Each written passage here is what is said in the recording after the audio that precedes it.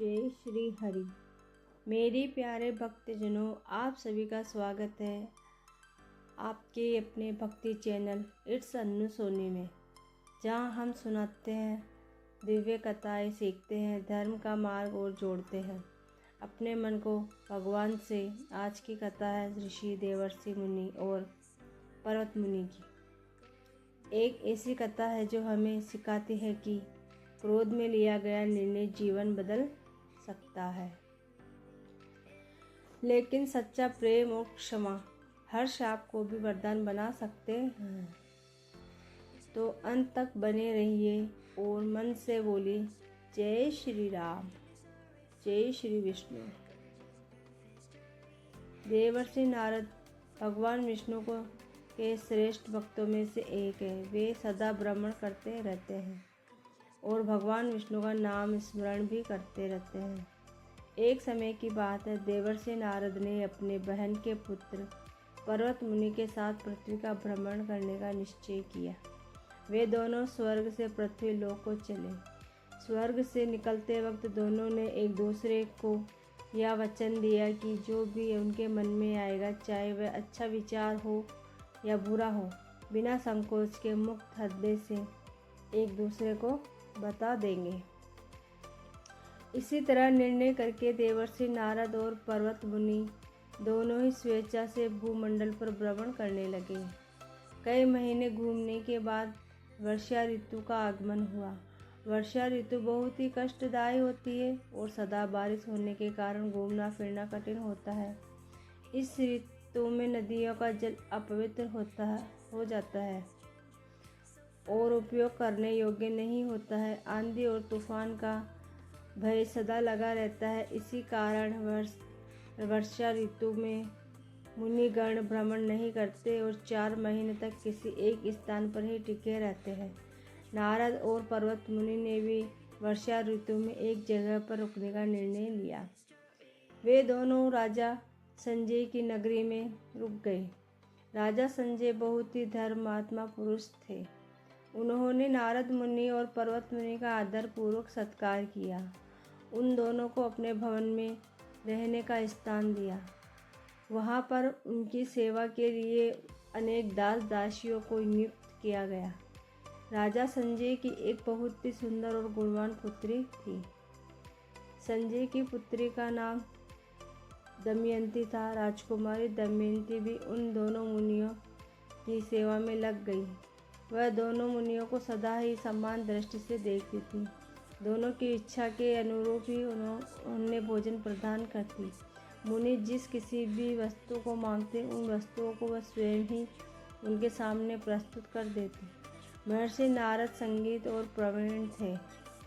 वे सदा ही सामवेद का ज्ञान करते रहते थे और पर्वत मुनि सदा वेदों के पाठ में अपना समय व्यतीत करते थे। इस तरह दोनों मुनि राजा संजय के नगर में वर्षा ऋतु बिता रहे थे। संजय की पुत्री दमयंती अभी अभी नवयुवती हुई थी और महर्षि नारद के अनुपम संगीत को सुनकर वह उन पर मोहित हो गई। देवर्षि नारद भी उस राजकुमारी के मोह में पड़ गए और उससे विवाह करने का मन बना लिया। इसके बाद राजकुमारी ने पर्वत मुनि और नारद मुनि में भेद करना आरंभ कर दिया। दोनों को भोजन और वस्तुएं देते समय वह नारद मुनि पे ज़्यादा ध्यान देती। पर्वत मुनि ने देखा राजकुमारी दमयंती नारद पर ज़्यादा ध्यान दे रही है, मानो जैसे नारद उनके पति हो। तब पर्वत मुनि ने नारद मुनि से पूछा, मित्र मैं क्या देख रहा हूँ, सच बताओ, क्या यह वही हो रहा है जिसकी मैं आशंका कर रहा हूँ? जहाँ से मैं देख रहा हूँ राजकुमारी दमयंती तुम पर मोहित हो चुकी है। मुझे यह लगता है कि तुम भी उससे विवाह करने का मन बना चुके हो। पर्वत मुनि की बातें सुनकर नारद मुनि कहते हैं, मित्र ये बात सच है कि दमयंती मुझ पर मोहित हो चुकी है और मैं भी उससे विवाह करना चाहता हूँ। नारद मुनि की बातें सुनकर पर्वत मुनि को क्रोध आ जाता है। वे कहते हैं, स्वर्ग से निकलते वक्त हमने एक दूसरे को ये वचन दिया था कि जो भी भावना हमारे मन में उत्पन्न होगी उसे हम निसंकोच होकर एक दूसरे से अवश्य कह देंगे। तुमने यह बात मुझसे छिपाई है, इसलिए मैं तुम्हें शाप देता हूँ कि तुम्हारा मुख बंदर जैसा बन जाए। पर्वत मुनि के शाप देते ही नारायण भक्त नारद जी का मुख बंदर जैसा हो गया। उस वक्त नारद को भी क्रोध आ गया और उन्होंने पर्वत मुनि को भी शाप दे दिया। पर्वत मुनि, मैं तुम्हें शाप देता हूँ कि तुम स्वर्ग जाने का अधिकार खो बैठो। आज के बाद तुम केवल पृथ्वी पर ही भ्रमण करते रहोगे। इसके बाद पर्वत मुनि संजय का महल छोड़कर चले गए। जब राजकुमारी दमयंती नारद मुनि को भोजन कराने आई, तब उन्होंने देखा कि नारद मुनि का मुख बंदर जैसा हो गया है। इससे वह बहुत ही दुखी हुई। राजकुमारी दमयंती को दुखी देखकर उनके मुंह में पड़े नारद मुनि भी दुखी हो गए। किंतु इसके बाद राजकुमारी दमयंती के आचरण में कोई फर्क नहीं पड़ा और वह पहले की तरह ही नारद मुनि की सेवा करती रही। मुनि के प्रति उनका प्रेम पहले की तरह ही था। उसने सोचा, मनुष्य के गुणों से प्रेम करना चाहिए, बल्कि शरीर से नहीं। मनुष्य की पहचान उनके गुणों से ही होती है। रंग रूप में केवल कुछ समय तक ही रहता है, किंतु जब तक मनुष्य के गुण खराब हो जाते तो चाहे वह दिखने में कितना भी सुंदर हो, किसी को भी अच्छा नहीं लगता। जब राजा संजय ने देखा उनकी पुत्री युवती हो गई है, तब उनका विवाह करने का निर्णय लिया। उसके लिए योग्य वर ढूंढने की प्रक्रिया आरंभ कर दी। राजकुमारी को यह पता चला। राजकुमारी दमयंती ने अपने एक ध्याय द्वारा राजा से कहलवाया कि वे नारद मुनि से विवाह करना चाहती है। अपनी पुत्री का ये विचार सुनकर राजा संजय ने अपनी पत्नी से कहा कि देवी, तुम अपनी पुत्री के साथ बात करो। नारद तो बंदर के मुंह वाला है, मैं भला अपनी पुत्री को उसे कैसे दे सकता हूँ। तुम उसे समझाओ कि बहुत से भी अच्छे पुरुष उसे मिल जाएंगे। अपनी माता की बात सुनकर राजकुमारी दमयंती ने कहा, माता, यह बात सच है कि देवर्षि नारद का मुख बंदर जैसा बन गया है, किंतु पहले उनका मुख अच्छा ही था। पर्वत मुनि ने मेरे ही कारण उन्हें शाप दे दिया था, इसलिए उनका मुख बंदर जैसा हो गया है। इसमें उनकी कोई गलती नहीं है। संगीत में भगवान शिव के समान यह निपुण है, इसलिए इनके जैसा अच्छा पति मुझे कहीं नहीं मिलेगा।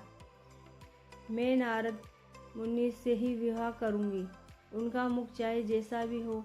अपनी पुत्री की बातें सुनकर राजा संजय की पत्नी ने सारी बातें अपने पति को सुना दी। अपनी पुत्री को न मानते हुए देखकर राजा संजय ने भी नारद मुनि से ही दमयंती का विवाह करने का निर्णय ले लिया। एक शुभ मुहूर्त देखकर राजा संजय ने नारद मुनि और दमयंती का विवाह करा दिया। इसके बाद नारद मुनि राजा के महल में रहने लगे। कुछ दिनों बाद पर्वत मुनि भ्रमण करते हुए नारद मुनि का हालचाल पूछने के लिए फिर से राजा संजय के महल में आए। तब उन्होंने देखा नारद मुनि बहुत ही दुखी हैं और दमयंती भी नारद के बंदर जैसा मुख हो जाने के कारण दुखी है। यह देखकर पर्वत मुनि को नारद और दमयंती पर करुणा आ गई। पहले दिए हुए अपने शाप को याद करके पर्वत मुनि ने कहा, मित्र नारद, आप रिश्ते में मुझे मामा लगते हैं, इसलिए मैं आपको और उन राजकुमारी दमयंती को दुख नहीं देख पा रहा हूँ। पर्वत मुनि ने कहा, मैं अभी तुम्हें पहले दिए हुए शाप से मुक्त करता हूँ। इसके बाद नारद मुनि का मुख पहले जैसा ही सुंदर हो गया, जिसे देखकर दमयंती और नारद दोनों ही बड़े प्रसन्न हुए। नारद मुनि ने भी अपने बहन के पुत्र पर्वत मुनि से कहा, मैंने भी क्रोधवश जो तुम्हें शाप दिया उसे वापस लेता हूँ। तुम अब फिर से स्वर्ग जाने के अधिकारी बन जाओगे। इसी तरह नारद और पर्वत मुनि ने एक दूसरे को शाप से मुक्त किया। इस कथा से हमें शिक्षा मिलती है कि क्रोध में दिया गया वचन जीवन को बदल सकता है, पर सच्चा प्रेम और क्षमा हर शाप को वरदान में बदल सकती है। जय श्री हरि। आप सबको वीडियो पसंद आए तो मेरे चैनल इट्स अन्नू सोनी को please like share and subscribe ज़रूर करें। धन्यवाद।